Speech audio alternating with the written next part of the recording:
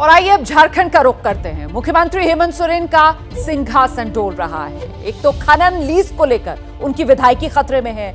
अच्छा, दूसरी तरफ उनको यह लग रहा है कि उनके विधायक भी खतरे में हैं, कहीं कोई तोड़ ना ले उनको। इसीलिए तो हेमंत सोरेन अपनी सरकार बचाने में ये भूल गए कि राज्य को बचाना और चलाना भी उन्हीं का तो काम है। राज्य में कहीं किसी महिला को जिंदा जला दिया जा रहा है, किसी पर तेजाब उड़ेल दिया जाता है, किसी का रेप कर दिया जाता है। और अब बड़ी खबर यह है, ब्रेकिंग न्यूज इस वक्त की, कि सीएम हेमंत सोरेन की कैबिनेट ने चार्टर्ड प्लेन किराए पर लेने का फैसला लिया है। 8+2 सीटर चार्टर्ड प्लेन जो किराए पर लेने का हेमंत सोरेन सरकार ने फैसला लिया है। यह फैसला 1 महीने के लिए लिया गया है। इसमें 2,06,50,000 रुपए का कुल खर्च होगा। तो अब आप समझ सकते हैं झारखंड आखिरकार क्यों बेहाल है। दिखाते हैं आपको ये एक्सक्लूसिव रिपोर्ट।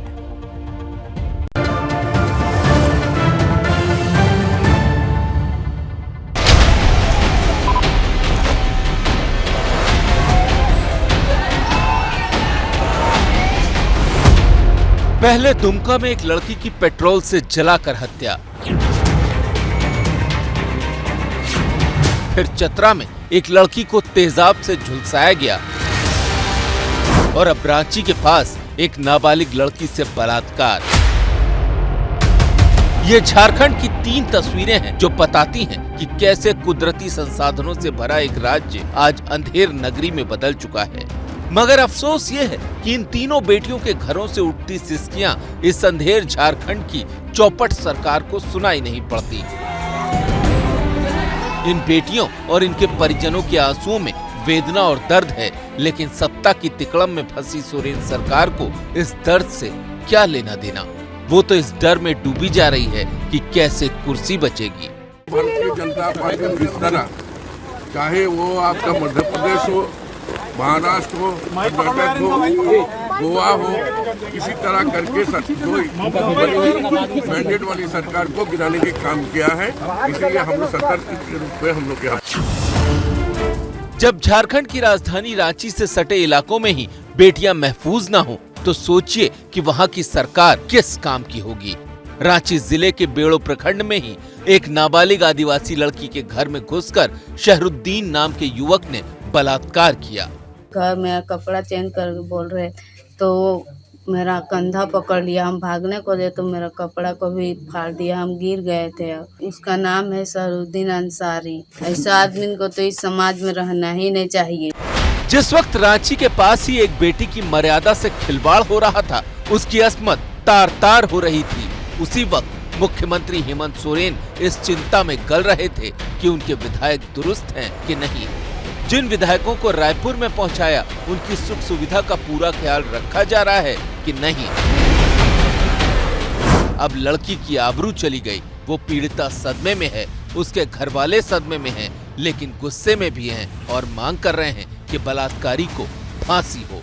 नहीं बोलता था पागल है बोल के, पागल नहीं इस टाइप से, और ये ढोंग करता था पागल होने का। जेल में डाल देना चाहिए। हाँ, या तो उम्र भर के लिए या फिर उसको फांसी दे देना चाहिए। बस हम लोग से यही उम्मीद है। आए दिन इस तरह की घटना हो रहा है और हमारे आदिवासी बहनों के साथ, बेटियों के साथ इस तरह हो रहा है, ये बर्दाश्त करने योग्य नहीं है। मैं सरकार प्रशासन से मैं निवेदन करूंगा कि ऐसे लोगों पर ऐसे लगाम कसा जाए कि आने वाले दिन में ऐसी घटना ना हो।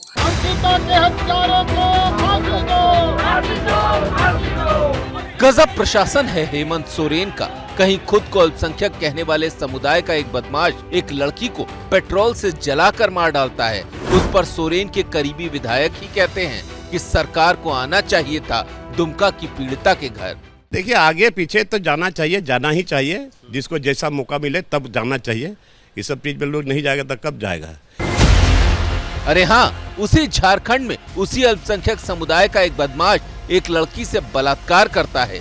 उसी अल्पसंख्यक समुदाय के कुछ लोग गुंडागर्दी करके पलामू में आदिवासियों का घर गिरा देते हैं और उसी अल्पसंख्यक समुदाय के प्रभाव वाले इलाकों में रविवार की जगह स्कूलों की छुट्टी शुक्रवार को हो जाती है। बीजेपी इन सवालों से हेमंत सोरेन की सरकार को घेर रही है। अपराधियों का तांडव इसलिए बढ़ रहा है क्योंकि जब से सरकार आई है तुष्टीकरण की राजनीति है और तुष्टीकरण की राजनीति के कारण इस प्रकार के जो नापाक इरादे रखने वाले लोग हैं, जो लोग की मंशा और खराब होती चली जा रही है। इसी के कारण आज राज्य में 1800 स्कूलों में आज रविवार के जगह शुक्रवार को छुट्टी दी जा रही है। लेकिन मुख्यमंत्री हेमंत सोरेन की सांसें रायपुर और रांची के बीच अटकी हैं। उनकी नजरें राजभवन पर टिकी हैं कि आखिर चुनाव आयोग ने राज्यपाल रमेश बैस को चिट्ठी में क्या लिखा है। कहीं वो चिट्ठी हेमंत सोरेन की सियासी किस्मत ना बिगाड़ दे। वहीं एक डर अपने विधायकों के बागी हो जाने का है। इन दोनों के बीच हेमंत सोरेन ने शाम 4 बजे कैबिनेट की बैठक बुलाई है। तो 5 सितंबर की सुबह झारखंड विधानसभा का विशेष सत्र बुलाया गया है, जिसमें विश्वास प्रस्ताव लाने पर विचार हो सकता है।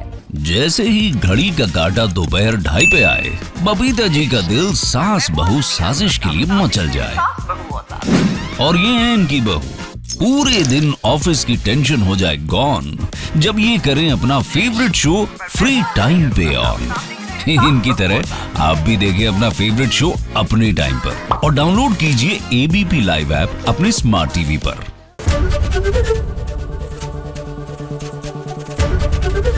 एबीपी न्यूज आपको रखे आगे।